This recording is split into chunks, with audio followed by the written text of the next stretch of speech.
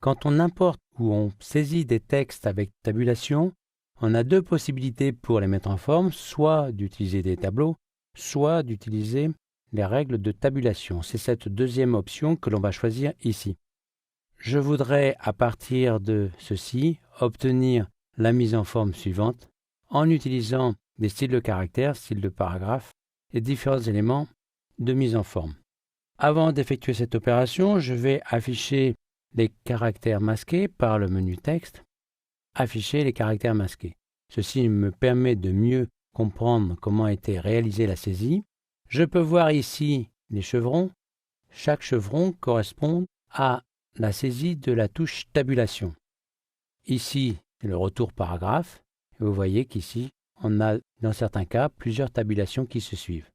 Nous allons mettre en forme ce texte en utilisant la règle de tabulation. Je vais dans un premier temps sélectionner ces deux paragraphes et dans le menu texte, je vais choisir tabulation. La règle de tabulation apparaît, je vais y placer ce qu'on appelle des taquets. Par défaut, il n'existe des taquets qui sont matérialisés par ces petits traits. C'est pour cette raison que les caractères ici ont été repoussés en fonction des taquets par défaut. Pour placer un taquet, il suffit de cliquer sur la règle à l'endroit où on veut voir apparaître le taquet. Vous voyez qu'automatiquement le texte est repoussé.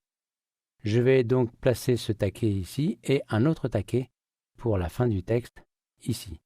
Je peux maintenant revenir sur le taquet ici et choisir le type d'alignement. Pour ce type d'alignement, j'ai les 4 possibilités. Par défaut, le texte est aligné à gauche. Je peux choisir de le centrer, de l'aligner à droite ou d'aligner sur un caractère particulier ou sur la décimale dans le cas d'un chiffre. Je peux passer d'un taquet à l'autre directement à l'endroit où il était placé en enfonçant la touche Alt et en cliquant une ou plusieurs fois. Ici, je me rends compte que quand le taquet est à gauche, je n'ai pas assez de place pour la saisie du nom, donc je vais décaler un petit peu comme ceci. Attention, si je sors le taquet de la règle, c'est ce qui est arrivé, je supprime le taquet. Donc j'ai annulé l'opération pour le repositionner. Maintenant, je vais ajouter à ces taquets des lignes de conduite donc, qui faciliteront la saisie. Je vais commencer par celui-ci. Donc pour ajouter ces points de conduite dans cette case ici, je peux taper le caractère voulu. Ça peut être un tiret, un point ou un tiret bas. Je vais passer à celui-ci et je vais faire la même opération avec un tiret bas. La mise en forme est terminée.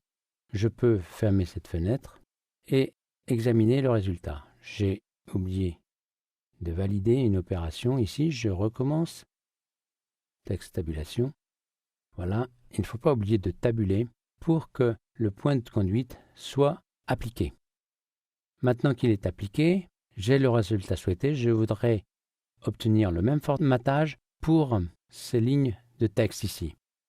Vous savez que la pipette permet de prélever des attributs de caractères et de paragraphes, donc je vais l'utiliser et je vais cliquer ici pour mettre en forme le texte. La mise en forme de ceci est terminée. Je peux passer à celle-ci. Pour celle-ci, je vais ajouter des tabulations de manière à pouvoir écarter, ici je l'ai fait avec des espaces, de manière à pouvoir écarter davantage les lignes de conduite du texte qui précède ou qui suit. Donc pour cela, je vais ajouter 2 tabulations et je vais faire la même chose ici et sur les lignes suivantes. Maintenant que ceci est fait, je vais sélectionner les 2 premières lignes. On verra par la suite comment l'appliquer aux autres par une autre méthode que celle qu'on a utilisée là-haut. Je vais lancer la règle de tabulation, donc menu texte, tabulation. Je vais placer un premier taquet par ici, un autre par ici et un dernier pour le texte ici que je vais centrer par exemple. Ceci étant fait, je vais revenir sur ce taquet ici pour lui ajouter des points de conduite. Cette fois-ci, je vais prendre le point. Je n'oublie pas de tabuler pour voir le taquet appliqué. Je peux décaler un petit peu cet élément pour rallonger le taquet. Et ici, je vais décaler un petit peu pour être sûr que le texte passe.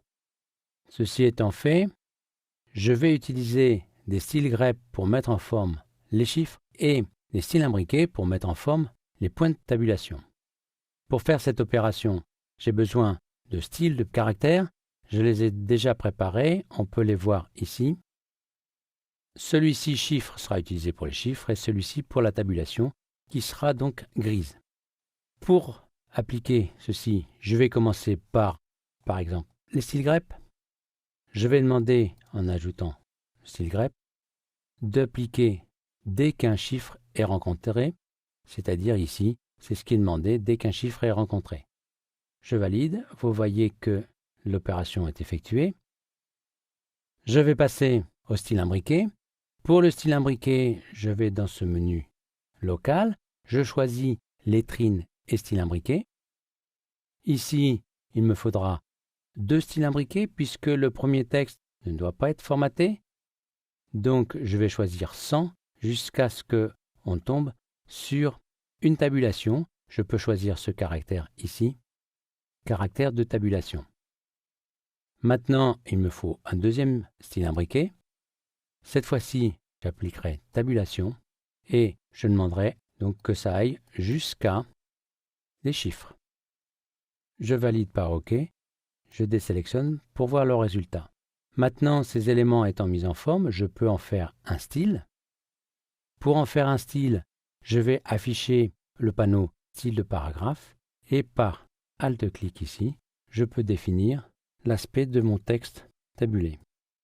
J'ai bien l'option appliquer à la sélection qui est faite. Je peux valider. J'ai déjà ce style, je vais l'appeler. Voilà. Maintenant, il me reste à l'appliquer au texte plus bas.